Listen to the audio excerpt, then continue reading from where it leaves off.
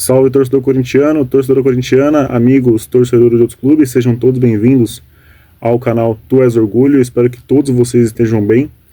E ontem, cara, saiu o vídeo, né, acho que por volta de 4 horas, e para quem não lembra, no início do vídeo eu falo, né, que eu estou gravando em outro ambiente, barulho da chuva e tal. Naquele momento estava garoando apenas, tá? Garoando apenas. Assim que eu termino de gravar, cai uma tempestade absurda.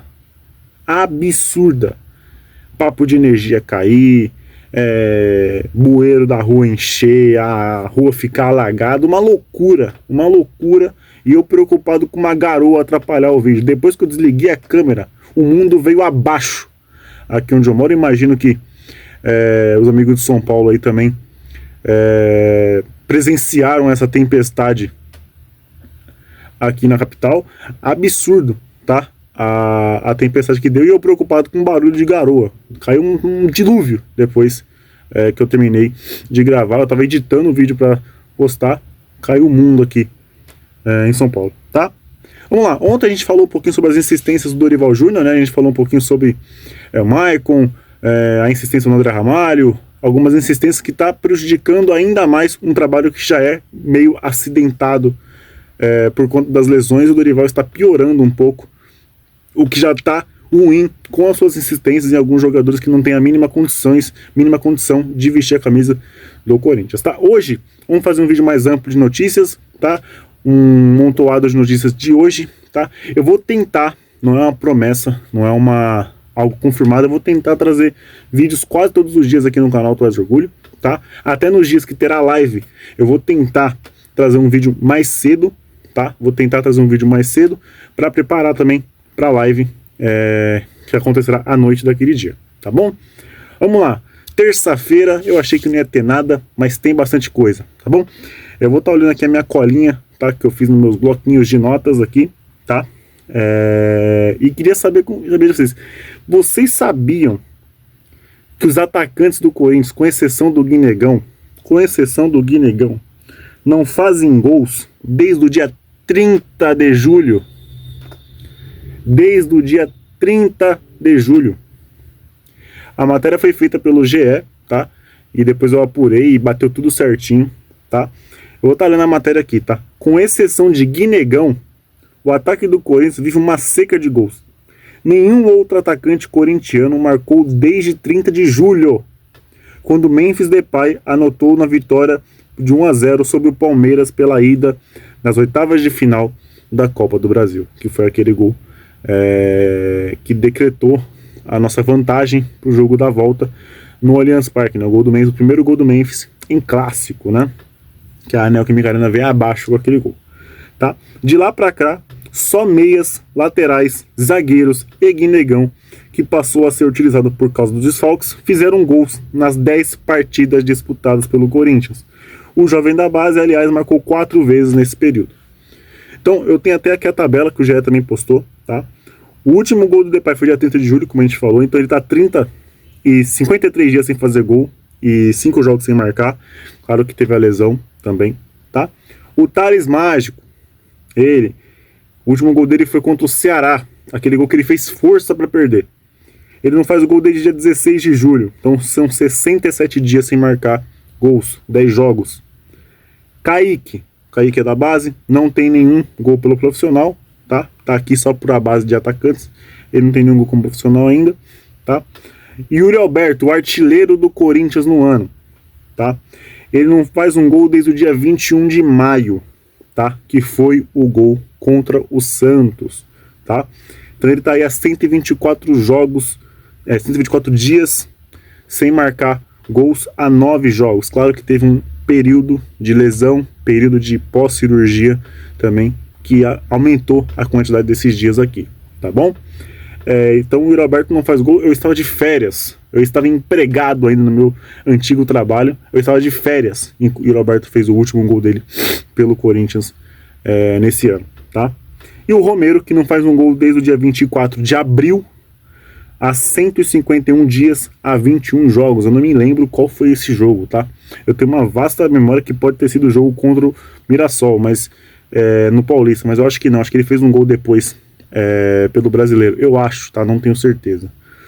Mas é uma loucura, né? É uma loucura como o Corinthians faz poucos gols, como o ataque do Corinthians faz poucos gols, tá?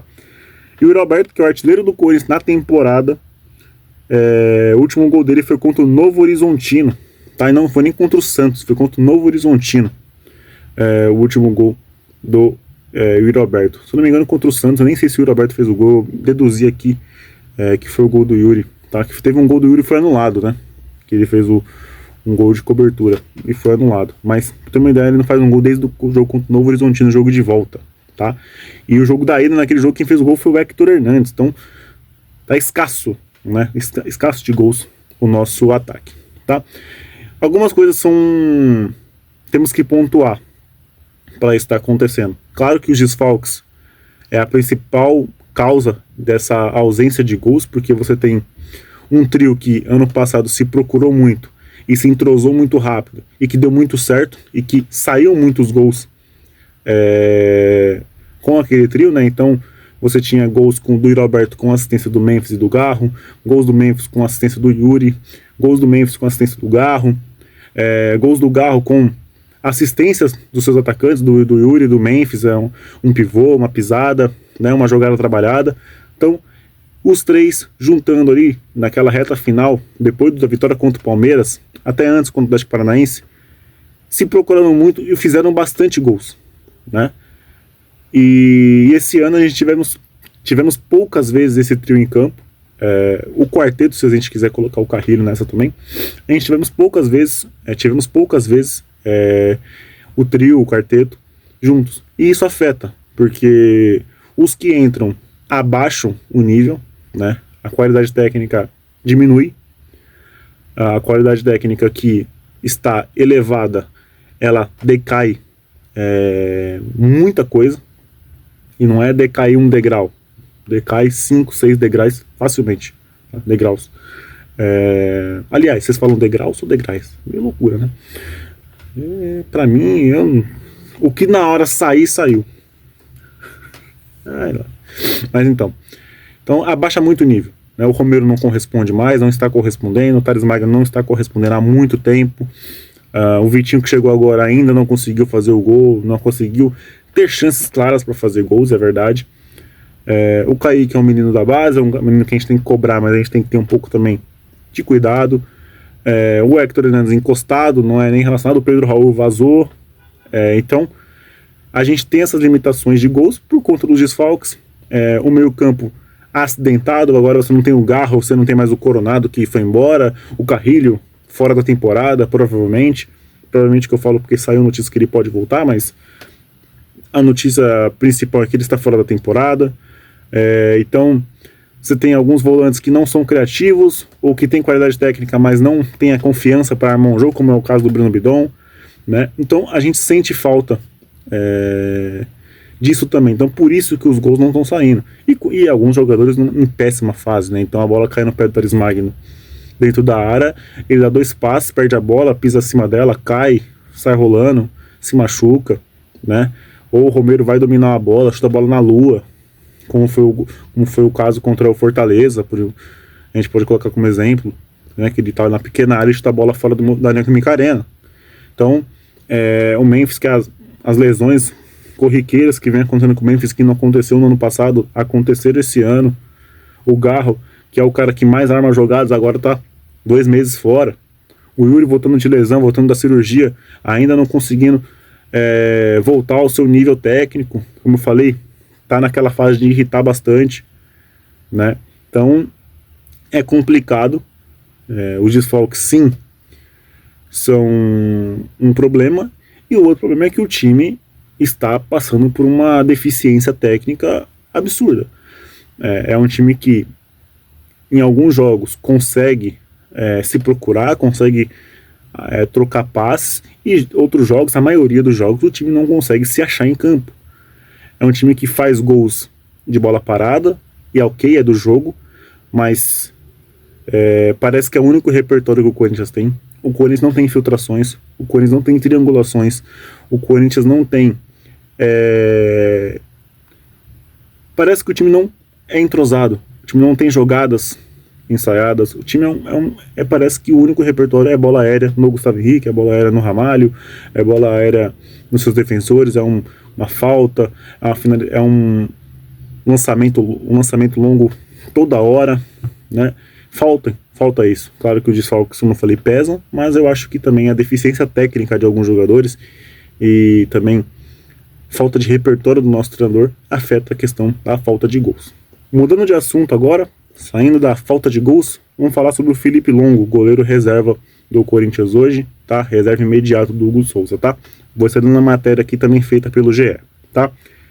Atendendo a um pedido do Corinthians, o goleiro Felipe Longo foi desconvocado da seleção brasileira sub-20 para a disputa do Mundial da categoria no Chile.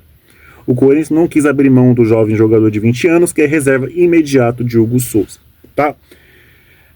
Para quem não sabe, para quem não lembra, ou é bom recordar, o substituto natural do Hugo Souza era o Matheus Donelli, porém a gente sabe que o Donelli tem muitas deficiências técnicas debaixo das três traves e que não passava segurança nenhuma para o torcedor corintiano, e eu falo isso tranquilamente.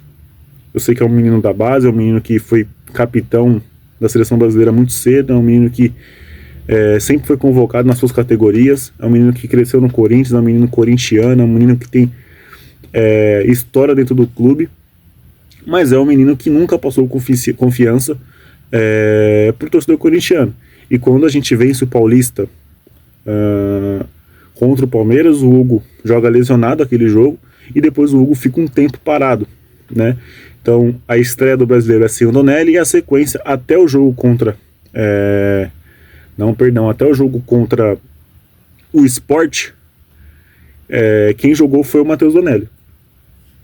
E muitos gols sofridos, né? E gols defensáveis, outros indefensáveis, que aí é natural, a gente não pode criticar um lance defensável, só que muitos lances defensáveis, chutes de fora da área que às vezes tínhamos a impressão de que dava para chegar e ele não chegava, porque ele não é um goleiro grande, ele não é um goleiro de envergadura, tá? Ele é muito bom no X1, ele é muito bom no 1 contra 1, isso aí é inegável, ele é muito bom no 1 contra 1, tá? Mas os chutes de fora da área, a minha altura, ele toma 2 gols contra o Palmeiras que com certeza o Hugo defenderia pela sua envergadura, pelo seu tamanho, e que ele tomava meia altura. O gol contra o Fluminense, chute do René, que muita gente fala que foi indefensável, não foi meia altura também, e ele sofria os gols. Então o Donelli não passava confiança. E tinha a finalização no gol, a gente tinha preocupação com o Donelli. Ano passado, antes do Hugo chegar, foi a mesma coisa, tá? Então não é algo específico dessa oportunidade que ele teve quando o Hugo se machucou. Quando o Cássio e o Carlos Miguel saem, antes do Hugo chegar, foi um Deus nos acuda com o Donelli no gol, e eu falo isso com todo respeito, tá? O Felipe Longo não muda muito a perspectiva, é um menino da base ainda, um menino que não estreou como profissional ainda, mas os relatos que a gente tem sobre o Felipe Longo é que ele está a um passo à frente do Donelli, quando o Donelli tinha essa mesma idade. Ele está um passo à frente do Donelli na questão de envergadura, embora ele seja 1 centímetro menor do que o Donelli. Pelos relatos, ele é um menino com mais explosão, é um menino com mais impulsão, é um menino com o braço um pouco maior, é um menino que consegue fazer defesas milagrosas nos treinos. Claro que treino é treino, jogo é jogo, mas é o que a gente tem de avaliação. Na base, na seleção, ele é muito bom, fecha o gol, é respeitado pelos jogadores da seleção, tem muita confiança dos jogadores da seleção, da Sub-20. O treinador Ramon Menezes ama o Felipe Longo, tá? E pro Corinthians não deixar o Longo ser convocado para esse Mundial no Chile, eu creio que é porque eles perceberam que o Donelli não é um goleiro que passa segurança, e o Longo, eles veem um menino que, se o Hugo precisar se ausentar, ele vai dar conta do recado. Quase tivemos uma estreia do Felipe Longo contra o Atlético Paranaense, tivemos essa dúvida de que se o Hugo ia estar à disposição na volta, por conta da seleção brasileira, mas o Hugo voltou e jogou, pegou pênalti, fechou o gol. Só que a gente tinha esse receio, da estreia do Felipe Longo ser nessa bucha, né? No jogo de Copa do Brasil, numa quarta de final, no jogo de volta. Mas o Hugo voltou e a estreia do Felipe Longo foi adiada, tá? O Hugo tá com 2 amarelos. Se o Hugo tomar mais um cartão amarelo, ele tá fora do jogo seguinte, né? Ele vai jogar contra o Flamengo. Se ele por acaso tomar um amarelo, ele fica fora contra o Internacional. E aí o Felipe Longo pode estrear no jogo contra o Inter, então vai ser sempre essa dúvida. Pô, se o Hugo Souza tomar amarelo aqui, ele vai ficar fora no próximo jogo. Se o Hugo Souza tomar amarelo nesse jogo, vai ficar fora do outro. Então, enquanto o Hugo tiver com 2 amarelos, a gente vai ficar nessa dúvida de quando o Hugo vai tomar amarelo e quando o Felipe Longo vai estrear como profissional, tá bom? É um menino que eu confio, é um menino que eu tenho esperança que sim vai ser um bom reserva, mas a gente precisa ver ele em campo, né? E agora, nessa reta final, só tem jogo pedreiro, então não vai ter jogo fácil pro Felipe Longo estrear, tá bom? Mudando de assunto, o Corinthians tem uma reunião com a Caixa e faz pedido por renegociação de taxa de juros, tá? Matéria pelo GE, confirmada pelo meu timão e confirmada pela nossa equipe do Tu És Orgulho. Eu dei uma avaliada, estou lendo a matéria aqui para vocês agora, tá? A diretoria do Corinthians se reuniu nesta segunda-feira com executivos da Caixa Econômica Federal para renegociar os juros de financiamento contratado pelo clube do Parque São Jorge para a construção da Neoquímica Arena. O timão quer modificar o acordo vigente que adota a taxa Selic mais 2% para o modelo atrelado à variação do IPCA. O entendimento do Corinthians é de que o contrato vigente é prejudicial por conta da atual taxa de juros praticado pelo mercado. A diretoria tenta convencer o banco estatal a renegociar o acordo e, consequentemente, trazer alívio aos cofres do timão. Não há uma proposta formalizada na mesa, apenas uma conversa em estágio inicial. Atualmente, a dívida do Corinthians pelo empréstimo da construção da Neoquímica Arena está estimada em 675,2 milhões de reais. Meu Deus do céu. Nos bastidores do Parque São Jorge, pessoas ligadas ao presidente Osmar Stabile argumentam que o clube deveria interromper os pagamentos para pressionar o banco e renegociar um novo contrato. Recentemente, Romeu Tuma Júnior, presidente do Conselho Deliberativo, concedeu entrevista coletiva encorajando a suspensão dos repasses. Apesar da fala polêmica, a reportagem apurou que o Corinthians não pretende tomar qualquer decisão sem anuência da Caixa, tá? Começando pelo final, tá? Eu tenho uma pergunta para torcedores são paulinos que assistem o meu vídeo aqui, que nos assistem, torcedores palmeirenses que nos assistem, torcedores santistas, flamenguistas, todos os torcedores de outros clubes que acompanham o canal Tu És Orgulho, porque eu sei que a gente tem 1.600 inscritos aqui, e eu sei que muitos não são corintianos também, tem alguns que não são corintianos, torcem para outros clubes que gostam do nosso trabalho. Eu queria perguntar para vocês, tá? Vocês podem conhecer e responder aqui embaixo, ou falar que não. Vocês conhecem o presidente do conselho de vocês? O presidente do conselho deliberativo de vocês, dos seus clubes que vocês torcem, aparecem para dar coletivo? Gosta de aparecer? Gosta de querer dar as caras sempre que pode? Sempre agenda uma entrevista para falar isso, aquilo, para dar a carinha dele, para todo mundo conhecer ele? Porque eu tenho a sensação de que só o presidente do Conselho do Corinthians gosta de aparecer desse jeito. Só ele gosta de ter essa fama. Só ele gosta de ter esse reconhecimento do rosto dele, né? Que todo mundo sabe quem é o Romeu Tuma Júnior, né?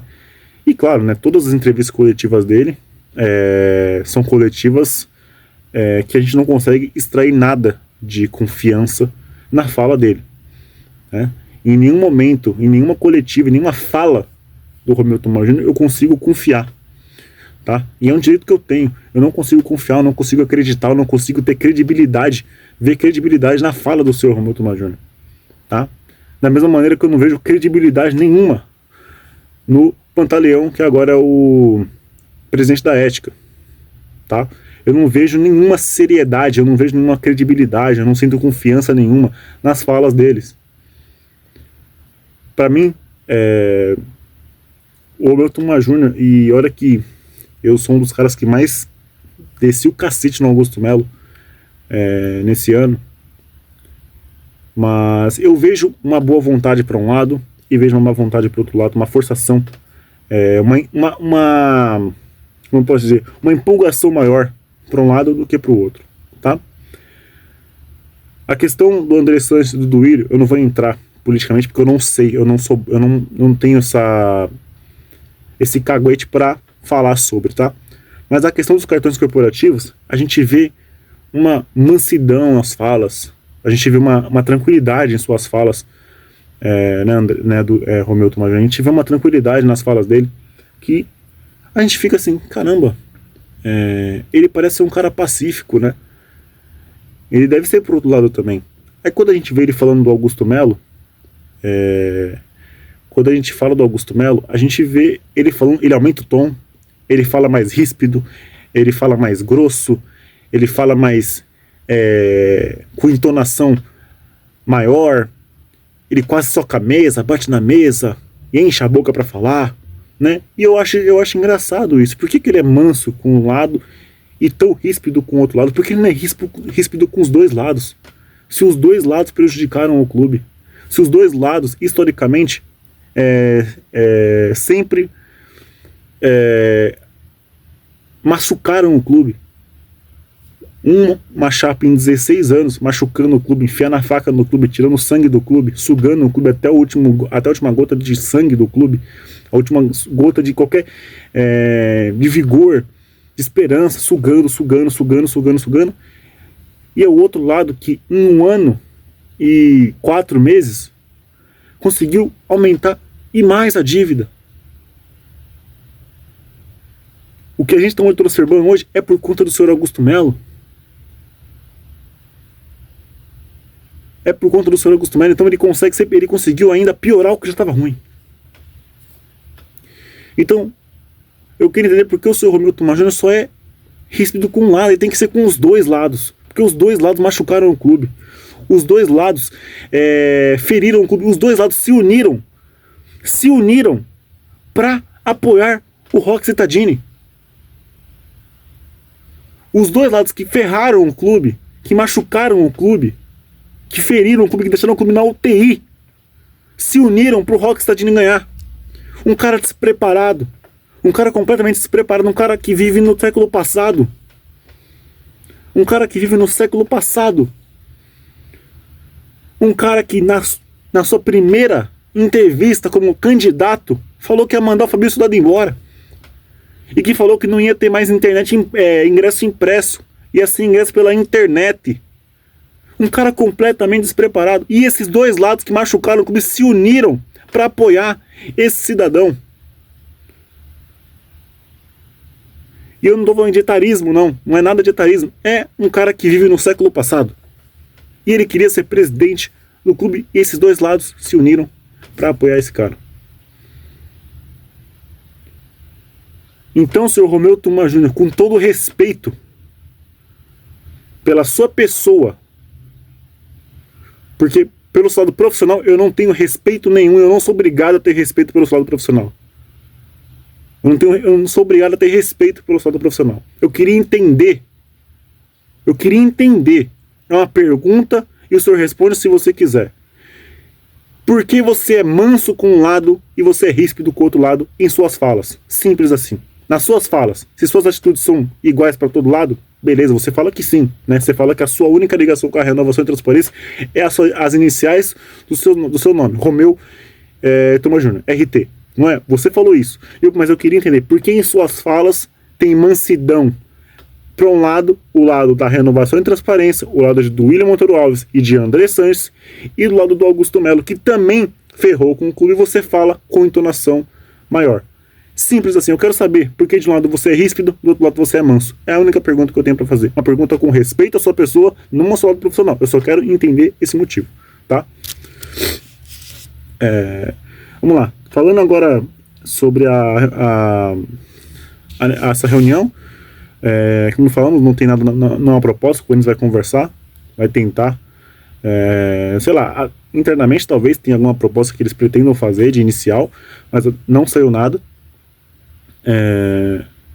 Eu acho a situação do Corinthians de recusar, parar de pagar a Caixa, para pressionar a Caixa, eu acho que é um tiro no pé, eu acho que não tem sentido. Eu acho que ainda mais você abraçar ao nome de caloteiro, tá?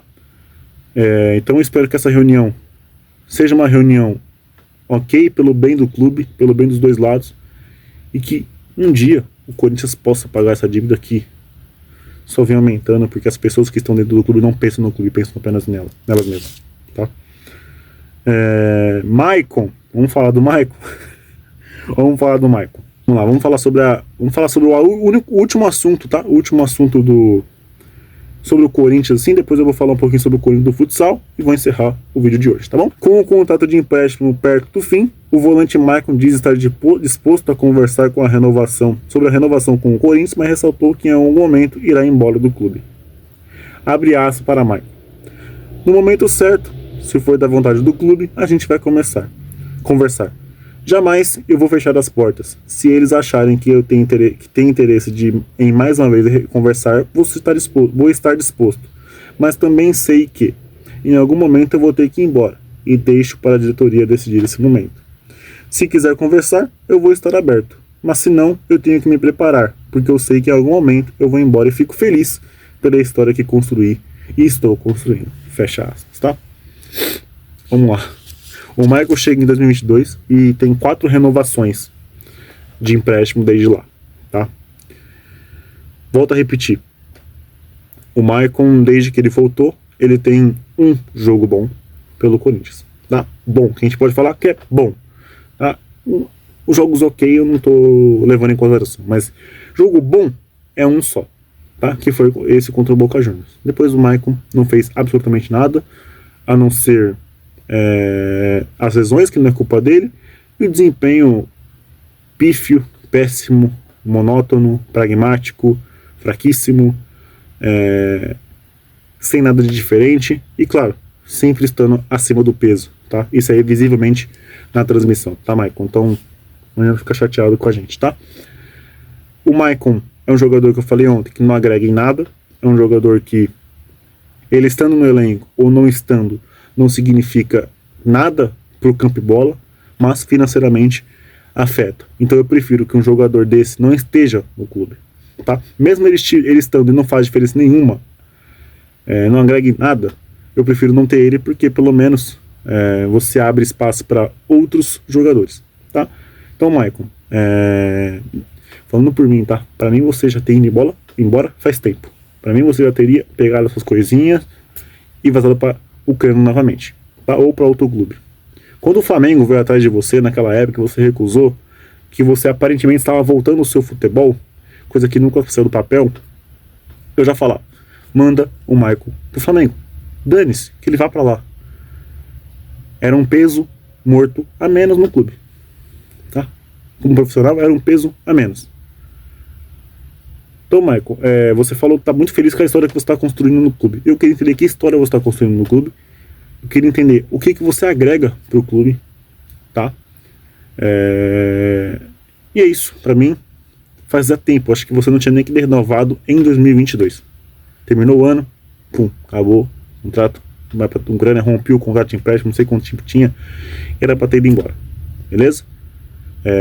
Infelizmente, porque eu era um cara que defendia você, mas uma hora a gente percebe que não tem a condição de defender um jogador que não agrega em nada, tá bom? E você, Marco, infelizmente é um jogador que acho que já foi, tá? No Corinthians pelo menos já foi. Não sei se em outro clube você vai dar a volta por cima, tomara que dê, né? Mas eu acho que no Corinthians já deu, Marco, tá?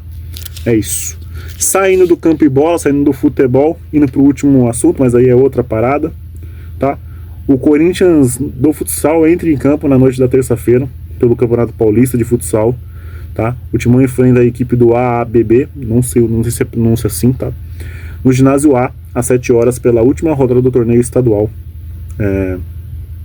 A equipe alvinegra vem de uma vitória por 2-1 sobre Umuarama pela Liga Nacional de Futsal, onde já está classificado aos playoffs do torneio. Na competição estadual, o Corinthians venceu o último jogo por 2-0 sobre a Praia Grande, e com 30 pontos na terceira colocação, o Corinthians precisa apenas de uma vitória para finalizar a primeira fase na segunda posição da tabela, uma vez o Santo André, que são a 21, já jogou todas as partidas. Na frente do Timão, pelo saldo de gols, está o Magnus com 2 a mais e que enfrenta o Lanterna da competição. Tá bom? Então é isso, futsal aí, quem quiser assistir é muito legal, tá? Pretendo ir em algum jogo nessa turnê de despedida, turnê que eu falo, essa run de despedida do Davis, tá? Tentar presente aí em algum jogo. Fechou? Então é isso, as notícias de hoje. Se sair alguma coisa ainda hoje, enquanto estou gravando esse vídeo, ou enquanto eu estarei postando esse vídeo, eu trago amanhã, no vídeo de amanhã, tá bom? Um forte abraço, deixa o like, tá? Se inscreva no canal, que é muito importante. Vamos tentar chegar a 2.000 inscritos até o final do ano, que estamos chegando. Falta aí 400 inscritos para chegar a 2.000. Fechou? Um forte abraço, beijo no coração de vocês. Vai Corinthians, valeu, falou, fui!